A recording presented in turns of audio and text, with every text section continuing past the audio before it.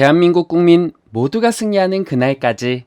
안녕하십니까, 알뜰맨입니다. 오늘 지수는 장 초반 하락으로 출발을 했다가 점차적으로 상승하는 모습들을 보여주었습니다. 3대 지수 모두 상승을 하였고, 원달러 환율은 1431.71원, 빅스 지수는 마이너스 4.83%로 크게 하락을 했고요. 2년, 10년, 30년물 국채금리는 상승을 했습니다. 또 MSCI 코리아 ETF 지수는 마이너스 0.06% 하락을 했고요. 달러 인덱스는 소폭 하락을 하게 되었습니다. 먼저 특징적인 주식들은 다음과 같습니다. 도미노 피자는 레피니티브에 따르면 3분기 수익이 10억 7천만 달러로 예상치 10억 6천만 달러를 상회한 후에 주가가 상승이 되었는데요. 가게 매출의 2%가 상승되었다라고 하면서 10.44% 상승을 하였습니다. 델타항공은 3분기 사상 최고 매출을 기록한 후에 주가가 상승을 했는데요. 레저와 비즈니스 여행의 지속적인 회복에 힘입어서 올해 4분기 또 다른 이익을 낼 것으로 기대한다라고 하며 4.01% 상승 마감을 했습니다. 대만 반도체는 분기 수익이 80% 상승했다라고 발표를 했는데요. 미국에서 중국에서 사용할 수 있는 장비를 계속 주문할 수 있는 1년 라이센스를 취득했다라는 소식도 주가를 상승시키는 요인이 되면서 3.92% 상승 마감을 했습니다. 장 초반 가장 큰 이슈를 만들어낸 건 역시 CPI였습니다.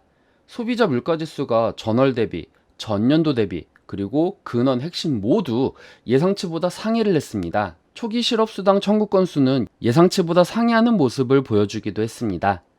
CPI의 충격적인 발표로 장 초반 지수가 3% 아래까지 떨어지기도 했습니다. 하지만 시장은 기술적 반등이 나오고 인플레이션이 고점이다라는 이슈가 부각되면서 상승이 되었습니다. KMM 파이낸셜의 제프 킬버그는 인플레이션이 완화되고 있음을 언급했는데요.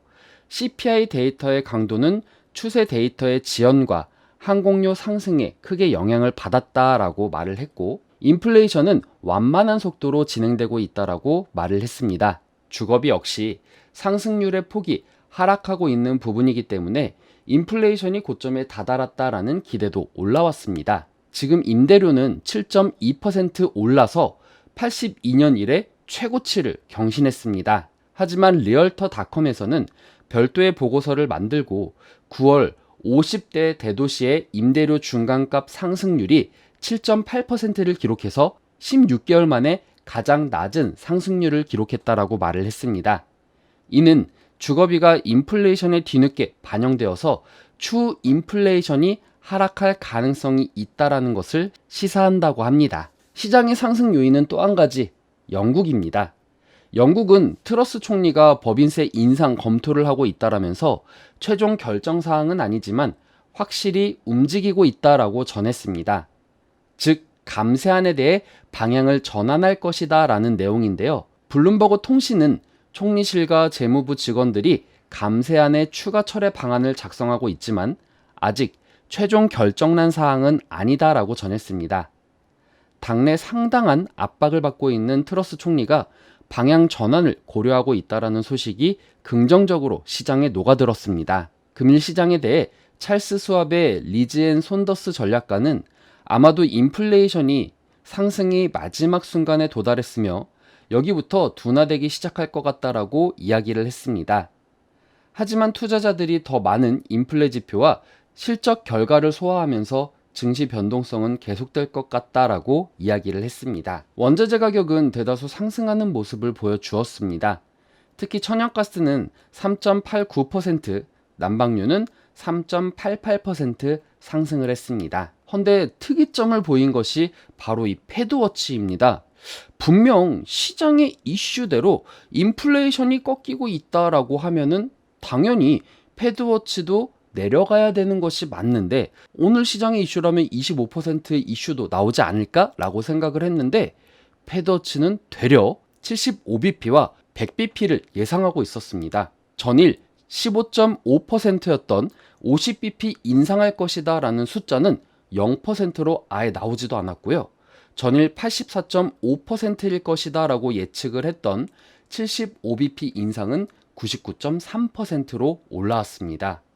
또한 전일 0%였던 100bp 인상은 0.7%로 상승이 되었습니다. 투자자들은 심리로는 CPI 그래 떨어질 거야 라고 생각을 해도 속으로는 연준이 100bp를 올릴 것이야, 연준 지금 세게 나갈 거야 라고 두려움에 떨고 있구나 라는 것이 이 패드워치를 통해서 나타났습니다. 이 투자자들의 심리를 확실하게 볼 수 있다라고 이야기를 드리고 싶네요. 11월물 서부 텍사스산 원유 WTI 가격은 전장보다 1.84달러 오른 배럴당 89.11달러, 2.11% 상승 마감을 했습니다. 유가는 CPI가 예상치를 웃돌았음에도 주식시장이 반등하고 달러치가 하락 반전하면서 오름세로 돌아섰습니다.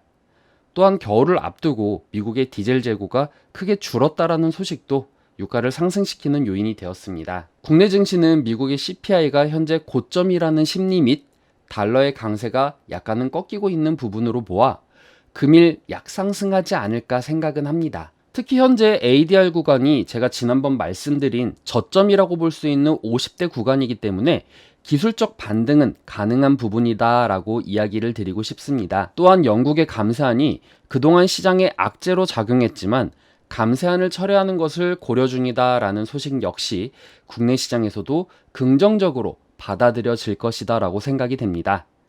하지만 우려되는 부분 당연히 있습니다. 오늘 시장이 올라온 것은 어디까지나 심리에 의한 것이지 팩트에 의해서 움직인 것은 아닙니다. CPI 역시 물론 다음 달부터 꺾일 수는 있겠지만 사실 부분은 아니고 추측에 의해 그럴 것이다 라는 부분, 그리고 영국 총리가 사실상 압박을 받고 있는 부분 등으로 감세안이 완화되거나 철회되지 않았을 경우 이러한 경우들을 생각해 봐야 되며, 연준의 입장에서도 오늘 같은 경우 슬슬 원자재 가격이 고개를 들어 올리는 부분을 보여주고 있어서 더 강경한 말로 시장을 누를지 이 부분도 봐야 되는 입장입니다. 때문에 오늘 시장의 심리와는 다르게 패드워치가 75bp가 크게 올랐고 100bp 인상도 생겨났다라고 생각을 합니다.